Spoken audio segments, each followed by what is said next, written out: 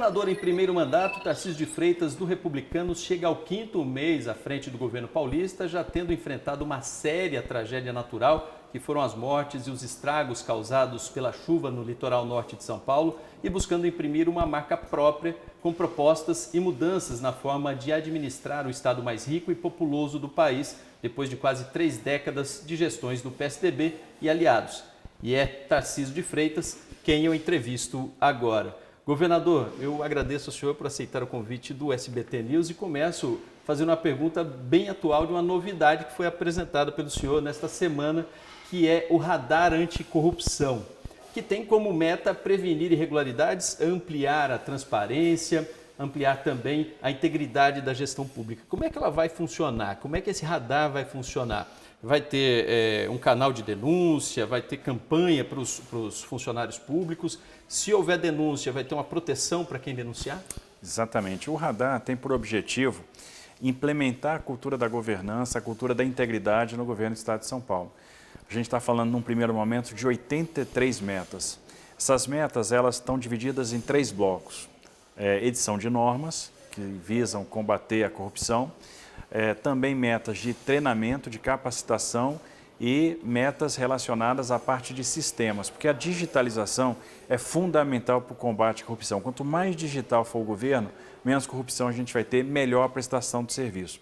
A gente quer que o cidadão se sinta tranquilo quando for obter prestação de serviço em órgãos do Estado, por exemplo, o Detran. Então, a gente quer implantar essa cultura da integridade, né? Isso vai ser fundamental. Uma das coisas fundamentais, canal de denúncia seguro. As pessoas, às vezes, se sentem constrangidas de fazer denúncia porque elas não têm a garantia da integridade da sua identidade, da preservação da sua identidade, elas têm medo de retaliação. A gente fez pesquisa de integridade, 44% dos entrevistados dizem: eu denunciaria um caso de corrupção se presenciasse. Quando você diz que você garante o anonimato e garante a não retaliação, esse número sobe para 97%. Então, a gente quer estabelecer esses canais de acesso à população para que a gente possa, de fato, ter efetividade no combate à corrupção. Traz mais tranquilidade para a população, até para denunciar, né? Sem sombra de dúvida. É a pessoa que vai buscar um serviço público e sofre uma abordagem inadequada, sofre uma tentativa de um pedido de suborno. A gente quer que essas pessoas denunciem para a gente desmantelar quadrilhas que eventualmente agem nos órgãos públicos e fazem com que a prestação de serviço seja ruim, fazem com que haja desperdício de recursos. É isso que a gente vai combater. Agora, aproveitando o lançamento desse instrumento de transparência e zelo pela administração estadual, eu gostaria de saber se a coordenação de campanha do senhor apresentou à Justiça Eleitoral as alegações e os documentos que comprovem que não houve as irregularidades apontadas pelo TRE na prestação de contas da campanha, como divergência na comprovação de despesas com serviços de táxi aéreo, hospedagem, locação de imóvel, serviços médicos e de publicidade por carro de som, além da utilização de recurso de fonte vedada e recebimento de doações em dinheiro acima do limite permitido. Olha, todos os esclarecimentos foram prestados à Justiça Eleitoral, que concluiu o julgamento. Então, o TRE fez a análise, julgou as contas, aprovou as contas, julgou as contas regulares, com algumas ressalvas. Isso acontece, é muito comum você ter ressalvas em contas por algumas impropriedades de natureza administrativa. Então, nós vamos agora sanar essas irregularidades que foram apontadas, mas as contas estão aprovadas e esse assunto está superado. Agora, mudando de assunto e falando sobre a tragédia de São Sebastião. Assim que ocorreu a tragédia, o governo agiu rapidamente, o senhor montou um gabinete de crise no local, onde passou por vários dias pessoalmente coordenando as ações ali de assistência à população atingida. Agora, passando quase 3 meses, muitas famílias ainda vivem em incerteza do futuro. Pessoas que tiveram as casas destruídas ainda estão sem um imóvel próprio. As primeiras informações eram que em 6 meses 704 casas seriam construídas no sistema wood frame, que são casas de madeira. As casas já estão sendo entregues e o prazo de 6 meses para a construção está mantido? Está mantida, as casas estão em construção, na verdade são apartamentos, o wood frame tem uma estrutura de madeira com perfis metálicos e vedação de concreto. Esses apartamentos são apartamentos, vão ser blocos de apartamentos, estão sendo construídos, né, já estão na fábrica, estão sendo fabricados e agora a gente trabalha nas fundações. Estamos fazendo estaca, estamos fazendo radier, que são aquelas lajes sobre a qual esses imóveis serão montados. Quando a gente concluir essa fase de infraestrutura, em 60 dias a gente vai transportar e fazer a montagem desses apartamentos.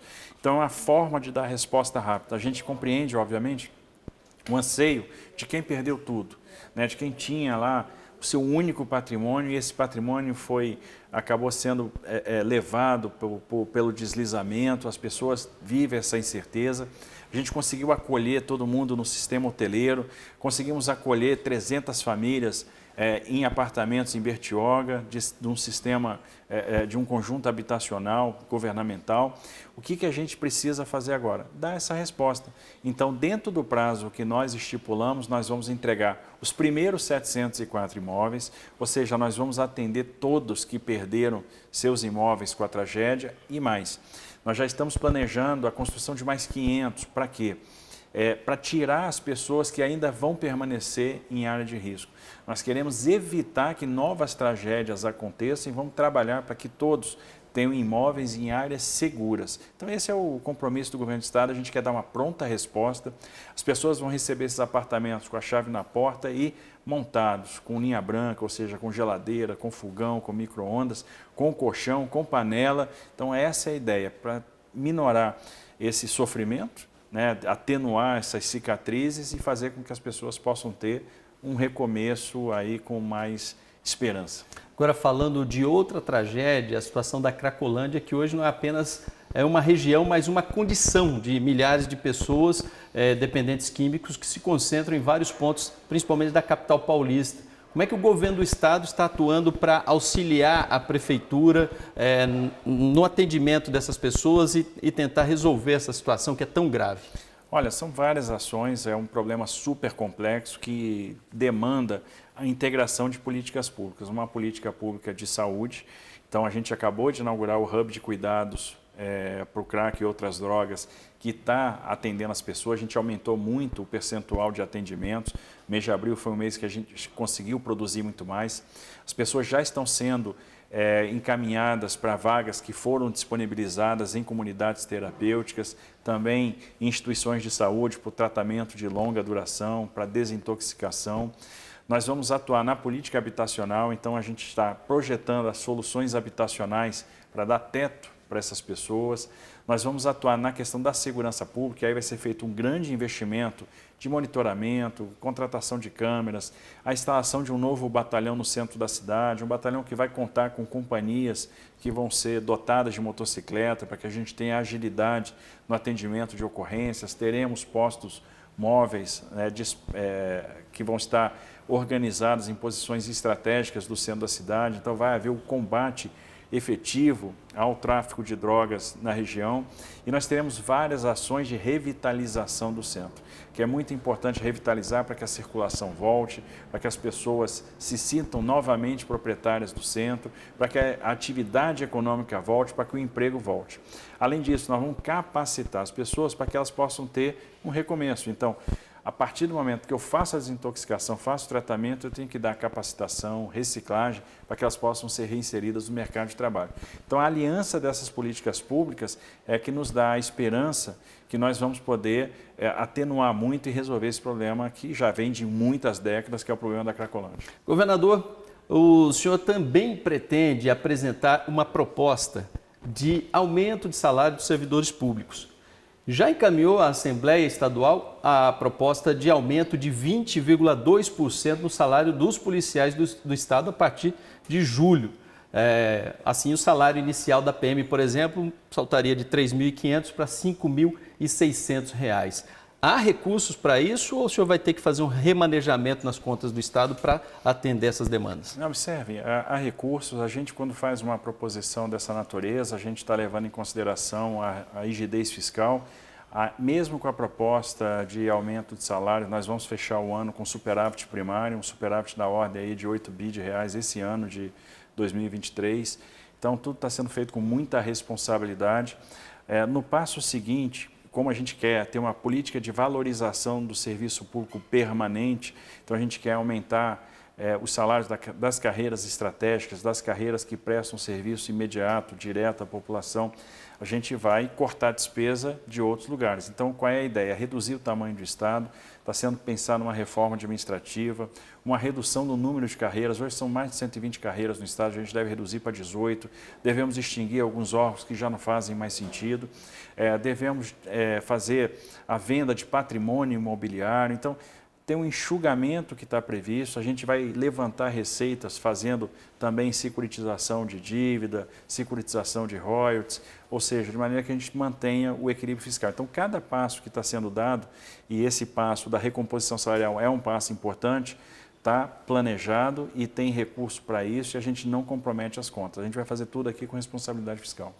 Uma das propostas mais marcantes da campanha do senhor foi a privatização da Sabesp, a companhia de saneamento e abastecimento de água aqui, que atende centenas de municípios no estado de São Paulo. Como é que estão os estudos para essa privatização, se é que vai haver? E como é que o senhor pretende que o Estado fiscalize caso haja, por exemplo, uma queda na qualidade dos serviços e aumento de tarifas? Olha, a gente vai fazer um modelo para que haja uma melhora na qualidade do serviço e uma queda de tarifa. E isso é possível? Perfeitamente possível. E basta ver pelo capital que vai ser empregado. Quanto a Sabesp tem condição de investir cada ano 4 bi, 5 bi, a gente está falando de uma Sabesp privada investindo 12 bi, 15 bi ano. Ou seja, a gente aumenta muito o investimento. Aumenta o investimento, aumenta a eficiência. A gente reduz a quantidade de perda técnica e não técnica, investe mais em sensorização de rede, diminui perda de água. E onde é que vem o ganho para reduzir tarifa? Ora, o grande valor da Sabesp está nos contratos de concessão com os municípios. A prorrogação antecipada desses contratos de prorrogação na operação de capitalização dá um ganho financeiro e esse ganho financeiro vai ser aplicado na redução de tarifa. Isso é possível? Isso foi feito no caso da Eletrobras, onde todo o ganho da renovação antecipada foi aplicada na conta de desenvolvimento energético para amortecer as tarifas de energia. Como é que a gente verifica a qualidade do serviço? A gente vai fazer uma regulação pelo contrato. Eu tenho um contrato, nós vamos estabelecer quais são as obrigações, nós temos a agência reguladora e nós vamos fiscalizar o cumprimento dessas obrigações, como já é hoje. Nós já fazemos essa regulação via contrato. E vamos lembrar que a Sabesp já tem 49,7% do seu capital privado, 50,3% é público. E a gente está falando de abrir mão do controle, ou seja, de nós sermos acionistas, só que minoritários, participando do conselho. A Sabesp aí se transforma numa corporação com vários acionistas diferentes, isso incrementa a governança, isso traz mais capital, traz mais dinheiro, melhora a eficiência e ainda reduz tarifa. Outra proposta defendida pelo senhor é a privatização do Porto de Santos, mas aí tem uma pendência, uma dependência do governo federal.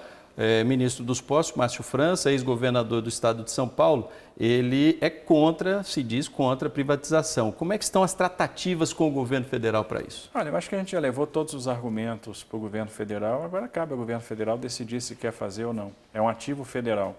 A gente está sugerindo a privatização do Porto de Santos porque é um movimento que tem capacidade de mobilizar uma quantidade de recursos extraordinária, a gente está falando de 20 bilhões de reais, tem a possibilidade de você incrementar demais o turismo pelo aumento do número de berços, tem a possibilidade da gente aproveitar a área industrial que morreu em Cubatão pelo aproveitamento e aprofundamento de todo o canal, o aproveitamento das áreas portuárias no fundo do canal, na chegada em Cubatão, né, o aprofundamento do canal para a gente transformar Santos no maior hub de containers da América Latina. Ou seja, a gente está falando de muitos empregos no turismo, muitos empregos na indústria, muitos empregos no comércio exterior. A gente está falando de gerar 60 mil postos de trabalho com um movimento dessa natureza. Então, é um movimento que gera ganhos incrementais e transforma a Baixada Santista que carece de oportunidade. Fora isso, ganhos obtidos com a venda da empresa podem ser revertidos em investimentos de mobilidade urbana que são fundamentais para a região. Agora, cabe ao governo federal verificar se vai fazer ou não. Eu entendo que não fazer significa paulatinamente perder competitividade. Porto de Santos é o que mais movimenta carga no Brasil, mas não é o porto de maior produtividade no Brasil. E ele vai sofrer a competição de outros portos que, uma vez equipados com melhor infraestrutura, como é o caso do Açu, se você melhora a infraestrutura de acesso, né, se de repente chega uma ferrovia, você vai começar a perder carga. A gente não quer que o Porto de Santos perca carga, ele é importante, ele é um pulmão para o estado de São Paulo. E é por isso que a gente tem que colocar esse tema. Quando a gente fala em privatização também, não é que você vai vender o ativo portuário, é uma concessão da administração portuária. O ativo continua sendo federal. Você vende a empresa detém o passivo, a empresa é pequena. Então, faz todo sentido, não tem nada que a empresa faça no papel de autoridade portuária que não possa ser suprido pela regulação ou pelo próprio papel do poder concedente. Então, assim, é algo extremamente tranquilo, já foi levado ao governo federal, cabe a eles fazer. Da nossa parte, nós vamos fazer. A gente já está estruturando a travessia seca Santos-Guarujá e, se tudo der certo, ainda em 2024, mais tardar início de 2025, eu quero estar fazendo leilão. O senhor acha que cabe uma insistência, já que já levou o governo federal a proposta? Não, acho que a gente já botou todos os argumentos, a gente já colocou todas as cartas na mesa, não adianta ficar também insistindo. Eles têm agora que estudar e decidir se querem fazer ou não.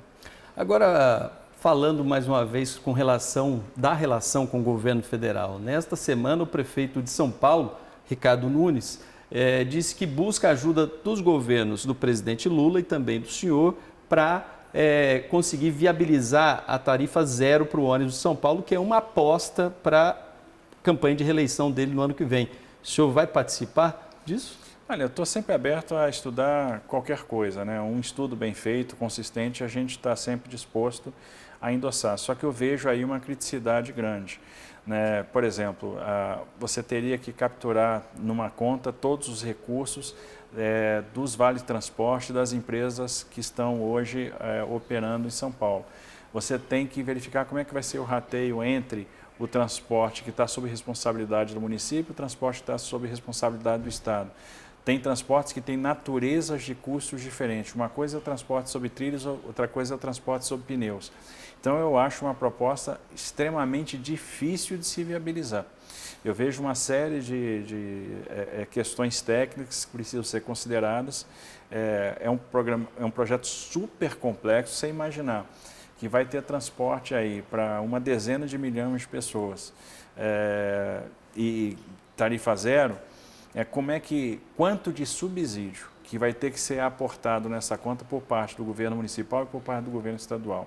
E até que ponto esse subsídio não se torna inviável do ponto de vista de outros investimentos. Então, eu tenho uma certa desconfiança acerca da viabilidade desse programa. Conversar vai conversar. Conversar, sim. Se bons argumentos forem trazidos, por que não apostar? Por que não fazer? Ora, vamos apostar. Agora, eu realmente acho muito difícil disso ser materializado. Ainda sobre a relação com o governo federal, o senhor considera que causou desgaste, o que foi definido como um desconvite do ministro da Agricultura, Carlos Fávaro, para a abertura da AgriShow, que é a maior feira do agronegócio brasileiro, máquinas e equipamentos, evento em que, mesmo tendo sido cancelada a abertura, o senhor esteve lá com o ex-presidente Jair Bolsonaro. Eu tinha que estar presente, é a maior feira do agronegócio brasileiro, uma feira importante para o nosso setor metal mecânico. Nós temos lá várias novidades, equipamentos de ponta. A gente vê lá como a nossa indústria é pujante, como a indústria que atende o agronegócio brasileiro, ela é potente em termos de novidade. Nós temos muita tecnologia, muitos lançamentos, tecnologia de geoprocessamento produzida, desenvolvida no Brasil. É uma feira que movimenta aí todo ano 10, 12 bilhões em negócios, ou seja, é o que traz produtividade para o nosso agro. Então, a gente tinha que estar presente, é uma feira importante que está no calendário do nosso estado. Eu fui para lá para levar as novidades, então, as linhas de crédito que o Estado está proporcionando para a compra de equipamento, para capital de giro, para desenvolvimento rural sustentável, para subvenção de seguro rural. Essa novidade a gente tinha que trazer para o nosso produtor. Lamento o fato do ministro da Agricultura não ter ido, ele também não foi na Expo Zebu, não foi em outros eventos, não foi só na AgriShow. Eu liguei pessoalmente para ele para dizer que ele era muito bem-vindo no estado de São Paulo, muito bem-vindo à feira e que ele ia ser muito bem recebido, né? Então, a questão de não ir foi uma decisão dele, né? Entender também que a feira é organizada pela iniciativa privada e a iniciativa privada convida a todos. Convida a todos. As portas estão abertas, qualquer um pode ir na feira. Né? E, obviamente, o ministro é sempre esperado para trazer as novidades do governo federal em relação ao Plano Safra, em relação ao financiamento. Então, a nossa parte nós fizemos, nós demos o recado, falamos de conectividade no campo, né, da nossa meta de ter o campo 100% conectado até 2026, falamos das linhas de crédito, falamos do seguro agrícola, falamos da segurança das propriedades e eu entendo que a nossa participação foi extremamente positiva. Se houve desconforto, o sucesso do evento superou? Cara, com certeza, com certeza. A roda gira. A gente está lá para fazer o agronegócio funcionar. A gente está lá para fazer as máquinas serem vendidas, para as novidades acontecerem, para o produtor ter acesso àquilo que a indústria está produzindo. Então, isso está funcionando. Já vi bancos anunciando aí mais de 2 bilhões em créditos de negócios que estão sendo feitos na AgriShow, então está sendo sucesso. Agora, então, para encerrar, eu faço uma pergunta para o senhor, uma curiosidade de boa parte da população. O senhor tomou quantas doses da vacina?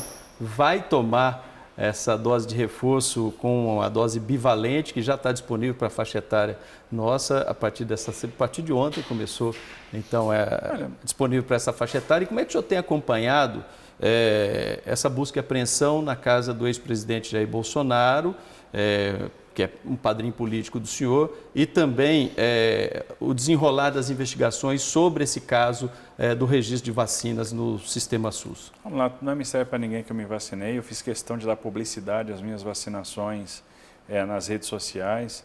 Então, quando eu ia me vacinar, até por uma questão de simbolismo e para incentivar as outras pessoas, eu estampava nas redes. Eu tomei 2 doses, por exemplo, aplicadas pelo ministro da Saúde. O ministro da Saúde aplicando, ou seja, uma forma de dizer, eu acredito na vacinação. E é a postura que nós temos em São Paulo. A gente pode ver que nossa Secretaria de Saúde está atuando junto com o governo federal na disponibilização de doses. A gente está aqui trabalhando para ofertar doses, preparando o Butantan para ser um grande centro fabricante de novas vacinas. A gente está querendo desenvolver tecnologia própria para também ter protagonismo na produção nacional, na produção aqui no estado de São Paulo. A gente tem trabalhado na campanha, na publicização, temos dado incentivo para os municípios para que eles promovam a vacinação, para aumentar a cobertura vacinal, não só da vacina contra o Covid, mas para as outras vacinas todas. Sou contra a obrigatoriedade, eu acho que cada um tem que decidir o que é melhor para si, eu confio no bom senso, na liberdade de escolha. O presidente Bolsonaro sempre colocou que não ia se vacinar, nunca escondeu isso de ninguém, pagou o preço por causa disso. Ele pagou um preço por essa sinceridade, pela postura dele, mas sempre foi uma postura muito sincera, muito correta, e tenho certeza que com o decorrer das investigações fica muito claro que ele não tem absolutamente nada a ver com aquilo que eventualmente está sendo imputado. Governador, eu agradeço ao senhor pela entrevista aqui ao SBT News. SBT News, que é o site de notícias do SBT, onde você pode encontrar todas as notícias e informações do Brasil e do mundo. Obrigado.